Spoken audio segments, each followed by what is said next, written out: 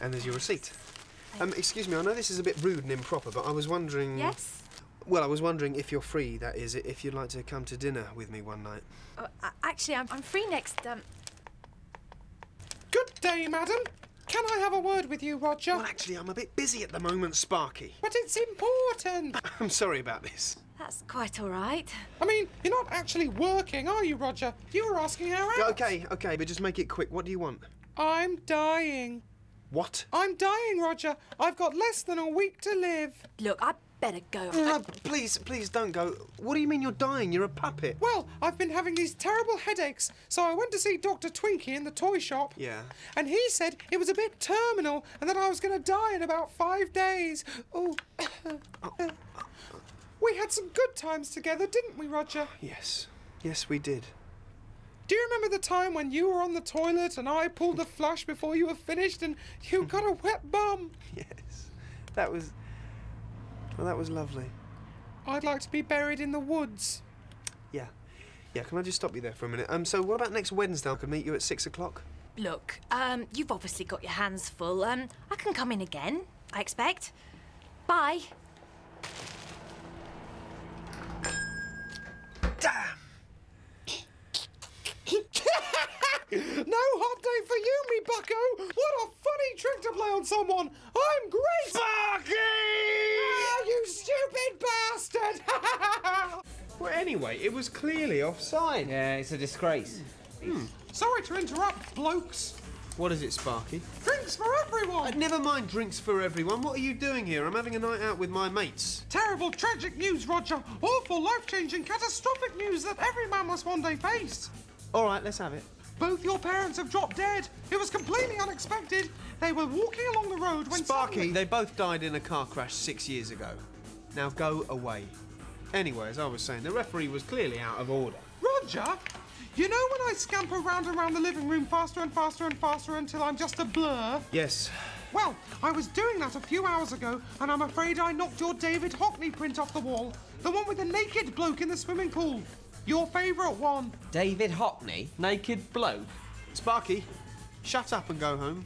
Will I have to paint your willy green again tonight? I will, though I must tell you, Roger, Dr. Twinkie in the toy shop thinks your activities are grossly unnatural. Sparky. Look, it's getting late. We'd better be going. Yeah, see you around, Roger.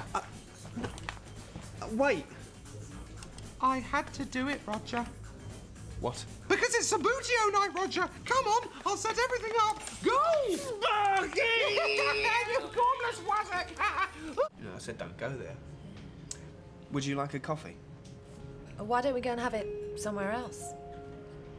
Great. I'll get the bill. Here it is. Good evening, miss. Could I have a word with you, Roger? For God's sake, Sparky, not now. But something terrible's happened. I've gone blind, Roger. Totally and utterly blind. Can't see a sausage. That's awful. Thank you for your concern, miss. Sorry, what do you mean you've gone blind? I think it was when we were playing torches in the dark. You shone your secret agent torch with the green filter in my eyes. And since then, everything's been getting fainter and fainter. Roger, how could you? You'll have to look after me forevermore, Roger. There'll be no room for anyone else in your life. Not now. Not now I'm blind. Maybe you're just dazzled temporarily. Dr. Twinkie said that being blinded can cause you to go deaf as well. Dr. Twinkie says this, Dr. Twinkie says that. You know what? I don't think Dr. Twinkie exists. I think you just use him as an excuse to make up ridiculous stories to ruin my life.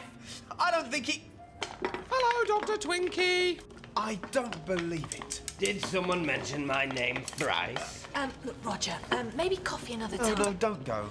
I could, of course, spare you, Roger, and spirit Sparky away to the puppet home for the deafblind. I just need to hear you say you love me one more time ere I go, Roger. You what? Close your eyes and imagine us playing mousetrap in the garden for the last time. Then say it. Say you love me. I love you, Sparky. Look, I think I'm just getting in the way. Amanda!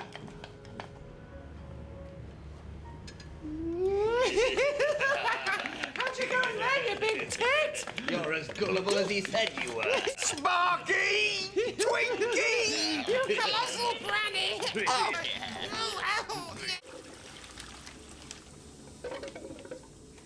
Hello, Roger. Are you having a little poo? Yes, trying to. It's bad news, Roger. The worst there is. What is it? I've sold my soul to the devil. I've joined the army. I've opened a florist's. I've steered the earth onto a crash course with the sun. Don't bother wiping your bum. It's an emergency. Anything goes. Sparky, why do you persist in making up these silly stories designed to make a fool of me and mess up my life? Dr. Twinkie at the toy shop says it's because I've got a bad dose of nutty puppet mayhem. Shall I get the Totopoly out? Or shall we play swear word alphabet? When I took you in, we agreed that you wouldn't play any tricks on me, and yet that's all you seem to do. I know, Roger, and I'm sorry. Let me tell you a story. Once upon a time, there was a lonely puppet whose mummy and daddy had died in horrid circumstances. His heart was breaking. Nobody loves me, he said. Whatever shall I do? Then, one day, a kind man happened by and listened to the puppet's story. It touched his heart, and he invited the little puppet to come and live with him and play hide and seek all day long. At last, the puppet had a home.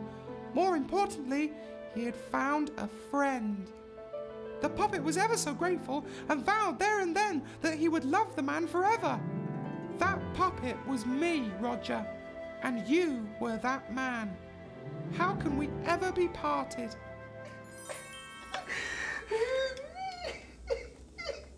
Wet bomb, wet bomb! Sparky! Wet bomb, you foolish young man! Well, that all seems in order. So, to finance a holiday in St. Lucia, you wish to borrow £4,000 to be repaid at £100 a month over a period of 4 years. If that's all right, yeah, I really need the break. Well, I think we can probably... Good afternoon, sir. Roger, it's an emergency. You have to come home straight away. Sparky, Quickly, now! We haven't got a moment to lose. Sparky, I'm in a meeting with my bank manager. But it's terribly urgent. World War III has broken out. What? World War III! It's terrible! Thermonuclear war, Roger! We have to go home and paint all the windows white or we'll die! Where did you hear this? Was it on the television? It was on Dr. Twinkie's magic clockwork radio. Dr. Twinkie himself made the grim announcement. I'm afraid I wee-weed on the floor, Roger, in terror. What did he say? He said that by 6 o'clock tonight, the Earth will be a flaming ball of death and despair, and it'll be very hot. I thought perhaps we could have a final game of water pistols before they drop the big one. It's a tragedy of the First Order. Look, I've got an important ISIS meeting I've got to attend. Yeah, sure. Maybe we can, next time? It's awful, isn't it? Are we going to have crisps and pop for tea? What? No, we're out of crisps. Oh, dearie me. Well, we'll have to go to the shops tomorrow then. What do you mean go to the shops tomorrow? There won't be a tomorrow.